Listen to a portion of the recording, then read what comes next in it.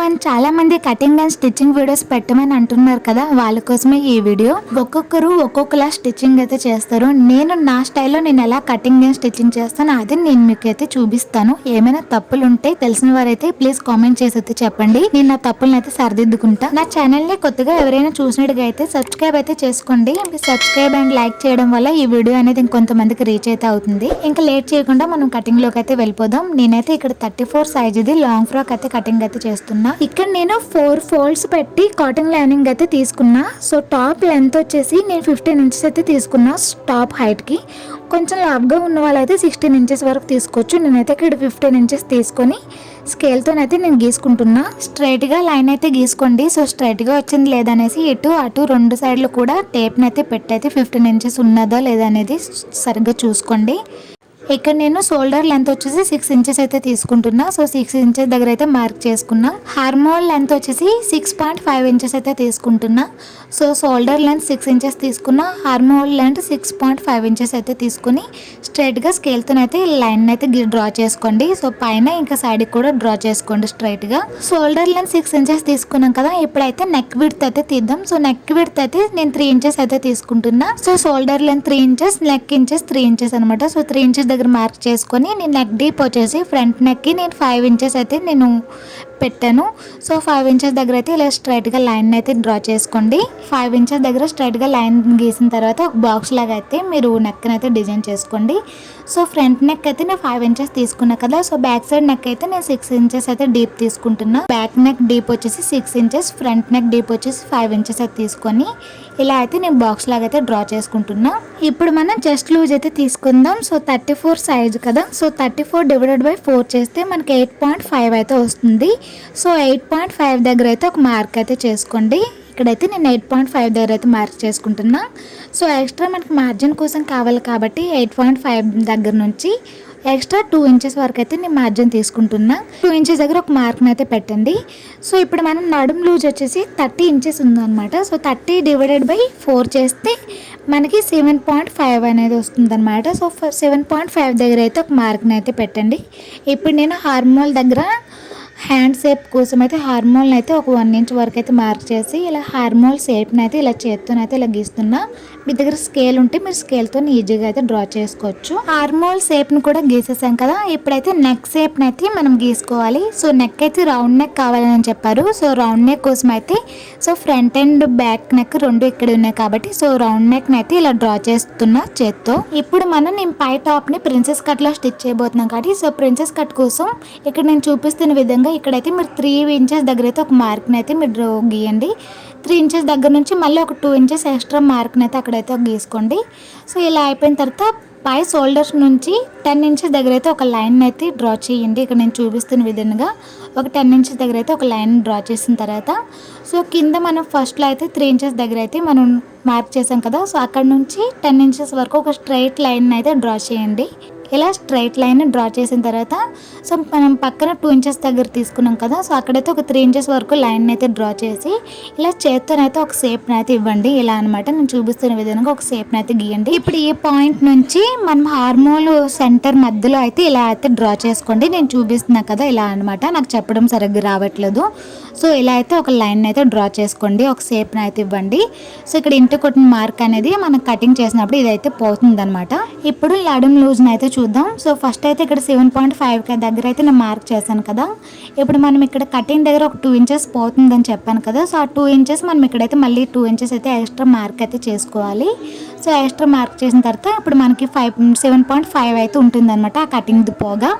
So ఇప్పుడు మనం margin కోసం మనం ఎక్స్ట్రా 1 ఇంచ్ కానీ 2 ఇంచ్ దగ్గర కానీ మార్క్ చేసుకొని సో స్కేల్తోనైతే డ్రా అయితే చేసుకోవాలి. ఇక్కడైతే నేను 2 ఇంచెస్ అయితే తీసుకుంటున్నా ఎక్స్ట్రా మార్జిన్ కోసం. సో చూడండి నేను మళ్ళీ చెప్తున్నా. 7.5 దగ్గర ఒక మార్క్ చేయాలి, మళ్ళీ ఒక 2 ఇంచెస్ దగ్గర మార్క్ చేయాలి, మళ్ళీ ఎక్స్ట్రా మార్జిన్ కోసం 2 ఇంచెస్ దగ్గర అయితే మార్క్ చేసుకోవాలన్నమాట. ఇలా ఒక లైన్ అయితే డ్రా చేసుకోవాలి. ప్రిన్సెస్ కట్ కటింగ్ చేసినప్పుడు మీరు డౌన్ సైడ్ అంటే నడుము భాగంలో అయితే కొంచెం ఎక్స్ట్రా మార్జిన్ అనేది ఉంచుకోవాలి. ఎందుకంటే మనం ప్రిన్సెస్ కట్ చేసినప్పుడు 2 ఇంచెస్ అనేది పోతుంది కాబట్టి సో మనకి ఎక్స్ట్రా మార్జిన్ అనేది ఉండదు అనమాట నడుము దగ్గర. సో అందుకోసమని కొంచెం ఎక్స్ట్రా అయితే మార్జిన్ అనేది ఉంచుకోవాలి. మనం స్టిచ్చింగ్ చేసినప్పుడు అయితే అప్పుడు మనకు కొంచెం ఎక్స్ట్రా పార్ట్ అయినా కూడా మనం కట్ చేసుకోవచ్చు. అదే తక్కువైన అడిగితే మళ్ళీ మనం వేరే జాయింట్ పీస్ అక్కడ అటాచ్ చేసి మళ్ళీ స్టిచ్చింగ్ చేయాల్సి వస్తుంది. సో ఇప్పుడైతే నేను మొత్తం అయితే కటింగ్ అయితే చేసుకుంటున్నా. కటింగ్ చేసిన తర్వాత సో ఫ్రంట్ పార్ట్ని సపరేట్గా, బ్యాక్ పార్ట్ని సపరేట్ అయితే చేసుకుందాం. సో ఫ్రంట్ పార్ట్ సపరేట్గా చేసుకున్న తర్వాత మనం ఫ్రంట్ని అయితే ప్రిన్సెస్ కట్ అయితే డ్రా చేసాం కదా, సో దాన్ని అయితే సపరేట్గా కటింగ్ చేసుకోవాలి కాబట్టి సో ఫ్రంట్ పార్ట్ని అయితే సపరేట్గా తీసుకొని సో ఫ్రంట్ పార్ట్ని అయితే ఇక్కడ నేను చూపిస్తున్న విధంగా అయితే కటింగ్ చేసుకోండి. 2 ఇంచెస్ పోతుంది అని చెప్పాను కదా, సో ఇక్కడైతే ఆ ఇంటూ పెట్టిన మార్క్ ఉంది కదా, సో ఆ 2 ఇంచెస్ అనేది పోతుంది అనమాట. సో ఫ్రంట్ పార్ట్ కటింగ్ అయితే చేసేసుకున్నా. సో ఫ్రంట్ పార్ట్ కటింగ్ అయిపోయిన తర్వాత లైనింగ్ మొత్తం అయితే ఇలా అయితే కనిపిస్తుంది అనమాట. ఈ పార్ట్స్ని అయితే పక్కన పెట్టుకొని ఇప్పుడు మనం బ్యాక్ పార్ట్ని అయితే తీసుకుందాం. సో బ్యాక్ పార్ట్కి అయితే నేను 6 ఇంచెస్ అయితే నెక్ డౌన్ అయితే చేయాలి కదా. బ్యాక్ నెక్కి నేను 6 ఇంచెస్ మార్క్ చేసి నేను బ్యాక్ నెక్ అయితే కటింగ్ అయితే చేసేసా. అదైతే రికార్డ్ అయితే అవ్వలేదు వీడియోలో. సో బ్యాక్ సైడ్ అయితే ఇంకేం లేదు, జస్ట్ 6 ఇంచెస్ దగ్గర కటింగ్ చేసి పక్కన అయితే పెట్టేద్దాం. ఇప్పుడైతే స్లీవ్స్ కోసం నేను మళ్ళీ లైనింగ్ అయితే 4 ఫోల్డ్స్ తీసుకొని లైనింగ్ దగ్గర అయితే హ్యాండ్ షేప్ని అయితే నేను డ్రా చేస్తున్నా. నేను హ్యాండ్స్కి నేను మెజర్మెంట్స్ ఇలాంటివి ఏమి నేను చూడను, నాకు తెలియదు అంతగా. నేను జస్ట్ ఒక హ్యాండ్ షేప్ని అయితే డ్రా చేసి నేను ఇలానే స్టిచ్చింగ్ చేసుకుంటాను నా అవుట్ఫిట్స్కి. ఒక హ్యాండ్ స్నేప్ని అయితే ఇక్కడ నేను చూపిస్తున్నా కదా, ఈ విధంగా అయితే హ్యాండ్ స్నేప్ని అయితే డ్రా చేసుకొని సో కింద అయితే ఒక 6 ఇంచెస్ దగ్గర మార్క్ చేసుకున్నా. సో ఎక్స్ట్రా 1 ఇంచెస్ మార్జిన్ తీసుకొని ఇలా అయితే ఒక లైన్ అయితే డ్రా చేసుకున్నా. సింపుల్గా హ్యాండ్ షేప్ అనేది వచ్చేస్తుంది అనమాట. ఇప్పుడు హ్యాండ్స్కి ఎక్స్ట్రా కటింగ్స్ మొత్తం కటింగ్ చేసుకొని హ్యాండ్ షేప్ అయితే నేను ఇక్కడ 12 ఇంచెస్ అయితే తీసుకున్నా. సో 12 ఇంచెస్ అయితే 3/4 ఇంచెస్ సరిపోతుంది.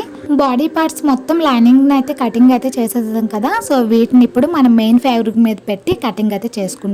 సో ఫస్ట్ అయితే నేను బ్యాక్ పార్ట్ని అయితే ఇక్కడ మెయిన్ ఫ్యాబ్రిక్ దగ్గర పెట్టేసి సో బ్యాక్ పార్ట్ని అయితే కట్ చేసుకుంటున్నా మెయిన్ ఫ్యాబ్రిక్తో కలిపి.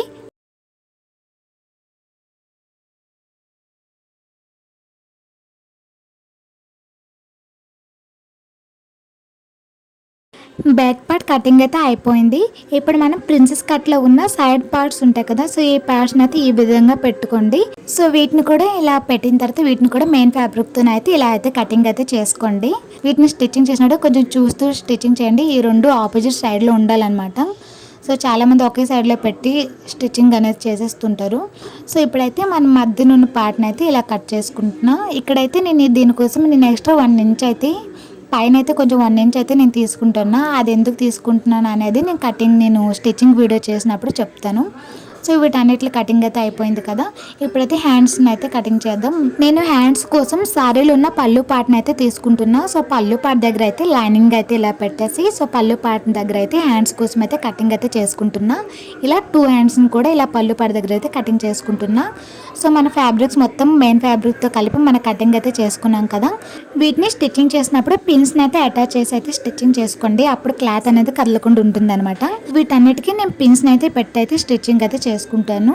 సో వీటన్నిటికైతే పిన్స్ అయితే పెట్టేశాను, అవే మీకైతే ఇప్పుడు చూపిస్తున్నా. సో టాప్ కటింగ్ అనేది అయితే అయిపోయింది. ఇప్పుడైతే నేను బాటమ్ కోసం అయితే నేను సారీ అయితే నేను ఇందులోనే నిన్న బేబీ కోసం కూడా 1 ఇయర్ బేబీ కోసం కూడా అవుట్ఫిట్ చేయాలి కాబట్టి 1 ఇయర్ బేబీకి ఎంత క్లాత్ అవసరమో అంత క్లాత్ నేను కటింగ్ చేసి మిగతా క్లాత్ని అయితే కింద అయితే ఫ్రాక్ కోసం అయితే పెట్టేసా. సో పైన బార్డర్ని అయితే నేను ఆల్రెడీ కట్ చేసి ఉంచేసా. సో పైన బార్డర్ని ఇప్పుడు మనం కింద బార్డర్కి అయితే అటాచ్ చేయాలన్నమాట.